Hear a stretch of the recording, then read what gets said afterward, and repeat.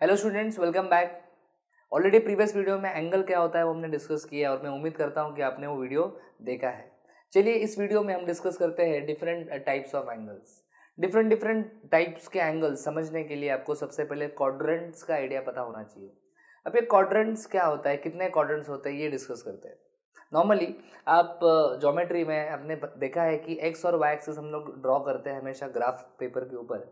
जब हम किसी भी पेपर के ऊपर एक्स और वाई एक्सिस ड्रॉ करते हैं तो वो पूरा जो पेपर होता है वो 4 पार्ट में डिवाइड हो जाता है। यस, ये पार्ट 1 है, ये पार्ट 2 है, ये पार्ट 3 है और ये पार्ट 4 है। इन्हीं 4 पार्ट्स को क्वाड्रेंट कहा जाता है। यस, ये 4 पार्ट्स ही आपके 4 क्वाड्रेंट्स है। यहाँ पे मैंने एक एंटी क्लॉकवाइज डायरेक्शन में एरो बनाया है। Clockwise anti clockwise first video में क्लियर किया है मैंने कंसेप्ट। यस, इस एरो का मतलब क्या है? इस एरो का मतलब है क्वाड्रेंट का जो नेमिंग आप करोगे वो एंटी क्लॉकवाइज डायरेक्शन में करना है। जैसे कि ये क्वाड्रेंट 1 है, this is quadrant 2, this is quadrant 3, this is quadrant 4। तो हम लोग एंटी क्लॉकवाइज डायरेक्शन में जो है वो नंबरिंग कर रहे हैं। तो हमेशा याद रखना, कभी भी ऐसा नहीं करना क्वाड्रेंट 1 फिर क्वाड्रेंट 2, ऐसा नहीं होता। ये क्वाड्रेंट 1 होता है, ये क्वाड्रेंट 2 होता है, ये क्वाड्रेंट 3 होता है। मतलब हमेशा एंटी क्लॉकवाइज डायरेक्शन में ही आपको ठीक है नंबर्स देने हैं। यस, अब ये क्वाड्रेंट्स क्यों इंपॉर्टेंट है? When we talk about one complete rotation, yes, one complete rotation का मतलब होता है 360 डिग्री। और जब 360 डिग्री को हम लोग 4 पार्ट में डिवाइड करेंगे तो हर पार्ट जो अपने को मिलेगा वो 90 डिग्री का मिलेगा। मतलब ये हर क्वाड्रेंट जो होता है वो 90 डिग्री का एंगल कंज्यूम करता है। मतलब ये क्वाड्रेंट 1 की अगर मैं बात करूं तो क्वाड्रेंट 1 कितना एंगल कंज्यूम करता है sir? Yes, 90 degree. Quadrant 2, yes, quadrant 2 भी 90 डिग्री। क्वाड्रेंट 3, यस, ये भी 90 डिग्री। क्वाड्रेंट 4, ये भी 90 डिग्री। तो हर क्वाड्रेंट के बीच में जो गैप होता है, यस, वो होता है 90 डिग्री का।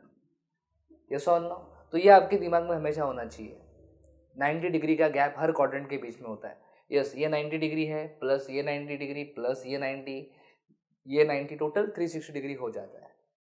चलो अभी हम स्टार्ट करते हैं एंगल के टाइप्स स्टडी करना। सबसे पहला एंगल जो अपने सामने आने वाला है वो है zero angle. It's very simple. Her definition के साथ मैंने एक डायग्राम दिया है, जिस डायग्राम को देख के आप इजीली समझ सकते हो कि मुझे क्या बताना है। Yes, zero angle. पहले डायग्राम देखो। इस डायग्राम को तुम ध्यान से देखोगे तो क्या समझ में आता है? इधर जीरो, जीरो नहीं, इसको हम ओ बोलते हैं। यस, ओ, ए, इधर लिखा है बी। आपको याद होगा तो मैंने शुरुआत में आपको बताया था, ओ ए जो होता है उसको इनिशियल रे कहा जाता है और ओ बी जो होता है उसको टर्मिनल रे या फिर फाइनल रे, आप कुछ भी बोल सकते हो। तो if you see here, initial रे और टर्मिनल रे दोनों ओवरलैप हो रहे हैं। दोनों क्या हो रहे हैं? ओवरलैप हो रहे हैं, मतलब दोनों का पोजीशन सेम है। और जब इनिशियल रे और टर्मिनल रे का पोजीशन सेम होता है मतलब उनके बीच में रोटेशन कितना है? उनके बीच में कोई रोटेशन नहीं है, there is no rotation. Yes और नो? इनिशियल रे जहाँ पे है वहाँ पे ही फाइनल रे है, दोनों सेम पोजीशन पे है, दोनों के बीच में कोई रोटेशन नहीं है। मतलब एंगल कितना है? यस सर, एंगल है आपका 0 डिग्री, राइट? और 0 डिग्री को जीरो एंगल बोलते हैं। Angle whose measure is 0 degree is called as zero angle. The terminal and initial rays are at same position. Diagram से पता चल रहा है यहाँ पे कोई रोटेशन नहीं है, वो दोनों ओवरलैप हो रहे हैं 0 डिग्री। नेक्स्ट क्या है सर? नेक्स्ट है एक्यूट एंगल। एक्यूट एंगल किसे कहते हैं? जो 0 डिग्री से थोड़ा सा बड़ा होता है और 90 डिग्री से थोड़ा सा कम होता है। यहाँ पे डायग्राम देखो, यहाँ पे लिखा है angle which is greater than 0 and less than 90 degree is called as acute angle. 0 degree से बड़ा होना चाहिए लेकिन 90 डिग्री से कम होना चाहिए, मतलब फर्स्ट क्वाड्रेंट में होना चाहिए एंगल तुम्हारा, बराबर? तो एक्यूट एंगल को ऐसे भी डिफाइन कर सकते हैं, angle which lies in first quadrant is called as acute angle. Diagram में देखेंगे तो यहाँ पे क्लियरली लिखा है 0 डिग्री से बड़ा होना चाहिए, 90 डिग्री से कम होना चाहिए, तो उसको बोलेंगे एक्यूट एंगल। 0 डिग्री होगा जीरो एंगल, 0 डिग्री से थोड़ा सा भी अगर आपका एंगल ज़्यादा है और 90 डिग्री से कम है तो उसको एक्यूट एंगल बोलेंगे। अगर मेरा एंगल 90 डिग्री है, यहाँ पे क्या लिखा है? लेस देन 90, लेस देन 90 होगा एक्यूट, इक्वल टू 90 रहेगा तो क्या बोलेंगे? यस, इक्वल टू 90 रहेगा तो उसको राइट एंगल बोलते हैं। ये देखो, angle whose measure is equal to 90, उसको बोलते हैं राइट एंगल। यहाँ पर राइट एंगल का आपको सिंबल भी दिख रहा है, क्लियर? यस। तो पहले हमने स्टार्ट कहाँ से किया? ध्यान से समझो, पहले 0 से बातचीत चालू किया मैंने, 0 एंगल, फिर 0 से थोड़ा सा बड़ा और 90 से कम रहेगा तो उसको बोलते हैं एक्यूट एंगल। एग्जैक्टली 90 है, एक्यूट में 90 नहीं आता, एक्यूट में लेस देन 90 लिखा है, 90 से कम होता है उसको एक्यूट बोलते हैं। इक्वल टू 90 रहेगा तो क्या बोलते हैं? यस, इक्वल टू 90 रहेगा तो राइट एंगल बोलते हैं। सर थोड़ा 90 से ज़्यादा है एंगल, थोड़ा 90 से ज़्यादा है तो क्या बोलेंगे? यस, उसको हम बोलते हैं ऑब्ट्यूस एंगल। डेफिनेशन देखो, angle which is greater then 90, 90 से बड़ा एंड लेस देन 180 डिग्री, 90 से बड़ा है लेकिन 180 से कम है, उसको बोलते हैं ऑब्ट्यूस एंगल। डायग्राम देखो, 90 से बड़ा है लेकिन 180 से कम है। अगर मैं पूछूं ये एंगल किस क्वाड्रेंट में लाई करता है तो क्या बोलेगा? 180 से कम है। यस, सेकेंड क्वाड्रेंट में। यस और no? So angle which lies in second quadrant is called as obtuse angle, जो 90 से बड़ा होता है और 180 से कम होता है। ऑब्ट्यूस के आगे देखते हैं नेक्स्ट। अगर मेरा एंगल 180 डिग्री है तो क्या बोलने का? यस, उसको बोलने का स्ट्रेट एंगल। देखो यहाँ पे, angle whose measure is 180 degree is called as straight angle. इसका डायग्राम भी बहुत सिंपल है। ये देखो 0B 0A, बीच में जो एंगल है ये कितना डिग्री है? 180 डिग्री है। समझा क्या? 0 डिग्री तो 0 से थोड़ा सा ज़्यादा होगा तो उसको बोलते हैं एक्यूट। 90 डिग्री होगा उसको बोलते हैं राइट एंगल। 90 से ज़्यादा है, 180 से कम है तो ऑब्ट्यूस बोलते हैं। एग्जैक्टली 180 है तो उसको स्ट्रेट एंगल बोलते हैं। अगर 180 से आपका एंगल ज़्यादा है, यस, तो उसको बोलते हैं reflex angle. Angle which is greater than 180 and less then क्या बोला है? 360। 180 से ज़्यादा है, 360 से कम है, मतलब जो भी एंगल थर्ड और फोर्थ क्वाड्रेंट के बीच में लाई करता है उसको हम कहते हैं रिफ्लेक्स एंगल। काफ़ी लोगों के टेक्स्ट बुक में नहीं दिया है, मैं बता रहा हूँ। रिफ्लेक्स एंगल 180 से ज़्यादा, 360 से कम, यस, इसको बोलते हैं रिफ्लेक्स एंगल। यस सर, अगर मेरा एंगल 360 डिग्री है तो क्या बोलेंगे उसको बोलते हैं कंप्लीट एंगल। यहाँ पे देख सकते हो आप, इसको बोलते हैं कंप्लीट एंगल, मतलब एक पूरा चक्कर कंप्लीट करके आप आए हो। कभी कभी कुछ लोगों को जीरो एंगल और कंप्लीट एंगल में कंफ्यूजन होता है। यस, कंप्लीट एंगल अगर आप देखोगे तो ये देखो, ये डायग्राम है इसका। ऐसा आप यहाँ पे एक राउंड दिखाते हो। यस, इस राउंड का मतलब है कि आपने एक पूरा चक्कर कंप्लीट किया है, और एक पूरा चक्कर कंप्लीट करने के बाद आपका इनिशियल रे और टर्मिनल रे सेम पोजीशन पे आ रहा है। This is complete angle. Yes, angle whose measure is 360 degree is called as complete angle. Yes, और भी कुछ टाइप्स है, चलो डिस्कस करते हैं। Adjacent angle.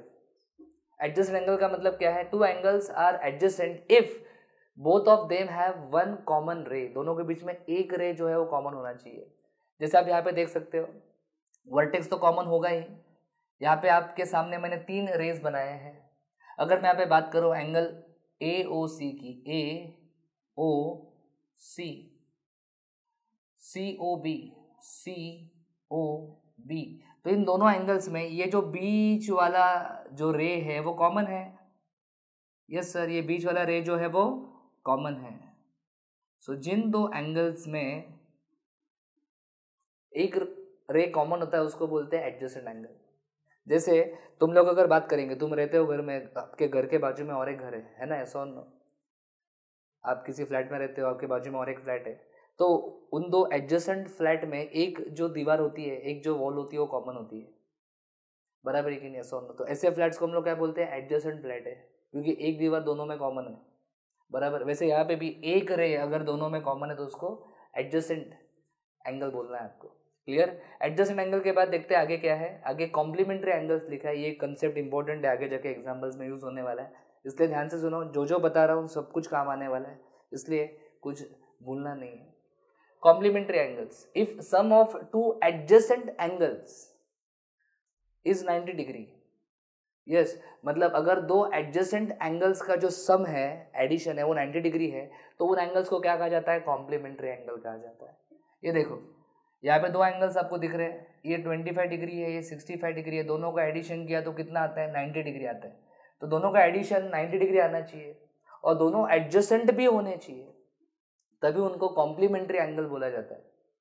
ऐसे ही एक सप्लीमेंट्री एंगल भी आता है, वो डिस्कस करते हैं। सप्लीमेंट्री एंगल और कॉम्प्लीमेंट्री का डेफिनेशन एग्जैक्ट सेम है, सिर्फ इधर सम कितना आना चाहिए? 90 डिग्री, इधर सम आना चाहिए 180 डिग्री। देखो यहाँ पे, if sum of two angles is 180 degree, if sum of two adjacent angle लिखा है मैंने यहाँ पे, देखो एडजेसेंट एंगल, तो कोई भी दो एंगल उठा के उनका एडिशन करके मत चेक करो, एडजेसेंट एंगल होने चाहिए और उनका सम 180 डिग्री आना चाहिए। तो उसको क्या कहेंगे सर? उसको हम कहेंगे सप्लीमेंट्री एंगल। डायग्राम देख के समझ में आएगा। ये देख, ये 125 डिग्री है, ये 55 डिग्री है, दोनों को ऐड किया तो कितना आ रहा है राजा? यस, 180 डिग्री आ रहा है। तो ये दोनों एंगल्स कैसे हैं? ये दोनों एंगल्स आपके सप्लीमेंट्री है। कॉम्प्लीमेंट्री सप्लीमेंट्री समझ में आया ना? यस, एक लास्ट स्टेप डिस्कस करते हैं, को टर्मिनल एंगल्स। को टर्मिनल एंगल्स, इसको को टर्मिनल एंगल क्यों बोलते हैं, क्या होता है, देखते हैं ध्यान से। Angles having the same positions of initial and terminal rays, मतलब इनिशियल और टर्मिनल रे का पोजीशन सेम होगा but different amount of rotation are called coterminal angles. Initial और फाइनल रे का पोजीशन सेम है लेकिन अमाउंट ऑफ रोटेशन दोनों में डिफरेंट है। यस और नो? इसका एक और डेफिनेशन भी है जो बच्चों को जल्दी समझ में आता है, वो क्या है? If difference between two angles is 360 degree और मल्टीपल ऑफ 360 डिग्री, अगर दो एंगल्स के बीच का डिफरेंस 360 डिग्री आ रहा है या फिर मल्टीपल ऑफ 360 डिग्री आ रहा है तो उन एंगल्स को हम लोग को टर्मिनल एंगल बोलते हैं। डेफिनेशन कितना भी बताओ, जब तक डायग्राम नहीं दिखेगा तब तक कंसेप्ट क्लियर नहीं होगा। तो चलो डायग्राम दिखाते हैं आपको। इस डायग्राम में दो एंगल्स की मैंने बात की है, एक 30 डिग्री दिख रहा है और एक 390 डिग्री दिख रहा है, बराबर। चलो पहले 30 डिग्री की बात करते हैं। ये देखो 30 डिग्री के लिए ये आपका ओ ए है इनिशियल रे और ये ओ बी है आपका फाइनल रे या फिर टर्मिनल रे। और कितना रोटेशन है बीच में? यस, रोटेशन है 30 डिग्री, बराबर। तो 30 डिग्री एक एंगल हो गया आपका, उसको आपने ड्रॉ कर लिया। अभी 390 डिग्री ड्रॉ करना है। अभी 390 क्या होता है? यस, 390 जो होता है वो 360 प्लस 30 होता है सर। यस और नो? तो पहले 360 बनाते हैं। देखो 360 कैसे बनाएंगे? 360 का मतलब होता है एक कंप्लीट चक्कर। तो ये देखो, ये मस्त एक हम लोग पूरा राउंड मारने वाले हैं यहाँ पे। यस, ये पूरा जो एक कंप्लीट रिवोल्यूशन है इसको बोलते हैं 360 डिग्री।